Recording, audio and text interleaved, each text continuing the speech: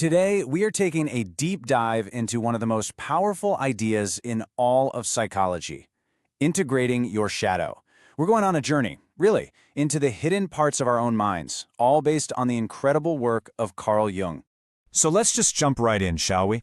I want to start with a question for you, and you gotta be honest with yourself here. What are you hiding from yourself? What are those parts of you that you keep pushed down, tucked away, maybe even where you can't see them? To get our heads around this, let's use a little metaphor. Just picture this. You and me, we're about to walk down this long, kind of winding stairwell, and it leads down into the basement of your own mind. It's probably a little dusty, a little dark, a place you don't visit too often, right? But it holds some of your biggest secrets.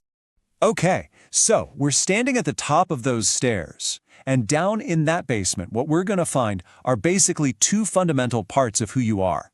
There's the mask you show to everyone else, and then there's the mirror that reflects everything you try to hide.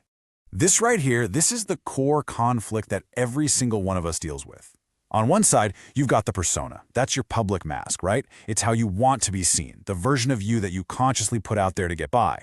But on the other side, there's the shadow. That's your hidden self, all the parts of you that you've pushed down, repressed. It's like the ultimate internal tug-of-war. Let's dig into the persona a little more. I mean, think about it. You've got your work you, your friends you, your family you. Each one is a bit of a different social mask. It's that carefully polished version of yourself that's just trying to fit in, to be liked, to be accepted. It's not that it's fake, not really, but it's definitely curated. Yeah, that's the perfect word for it. And then there's the shadow. This is the other half of the story. Think of it like a big, heavy bag you're carrying, and you just stuff everything into it that you've decided is bad or unacceptable or maybe even shameful. All those feelings, desires, and traits just get shoved down into that basement, and you just hope no one, not even you, ever stumbles upon them. All right, so we get to terms, we know the map. Now let's grab a flashlight and actually head deeper into that basement. It's time to meet our shadow. What is really down there? So you might be wondering, how do I even know what's in my shadow? Well, Carl Jung gave us a massive clue. He said, everything that irritates us about others can lead us to an understanding of ourselves. I mean, really think about that. You know that person at work you find so incredibly arrogant? Or that public figure whose behavior just makes your blood boil? Jung's point is that those huge emotional reactions, they're often a mirror, reflecting something back at you that you've hidden within yourself. And this is so important, because the shadow isn't just some scary monster in the basement. It's way more complex than that. Yeah, sure, you've got unexpressed anger in there, maybe some impulses you're not proud of, but look closer at this list. Hidden talents you were told were silly, repressed desires that are actually key to your happiness, things like your creativity, your ambition, your assertiveness, all of that good stuff could be hiding down there, right next to your secret fears. It's buried treasure. Okay, so you've gone into the basement, you've met your shadow, and it can be a lot. So now what?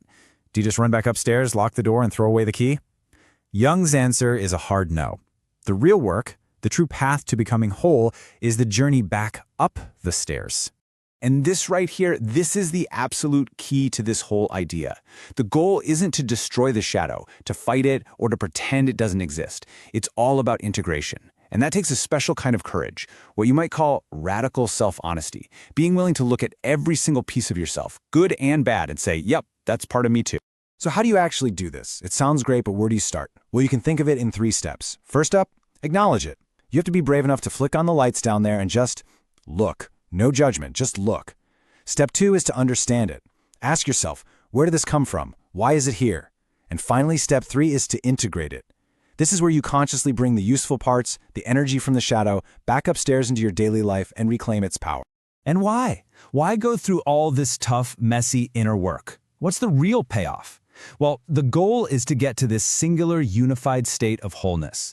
Now, I know that sounds a little lofty, but what it really means is you stop being at war with yourself. It means you have access to all of your energy, all of your creativity, all of your strength, both the light and the dark, all working together as one. So, I'll leave you with this to chew on. After taking this little journey down into the basement of your own mind, after really thinking about the mask you wear and the parts of yourself you've hidden away, who could you become if you were truly, completely whole?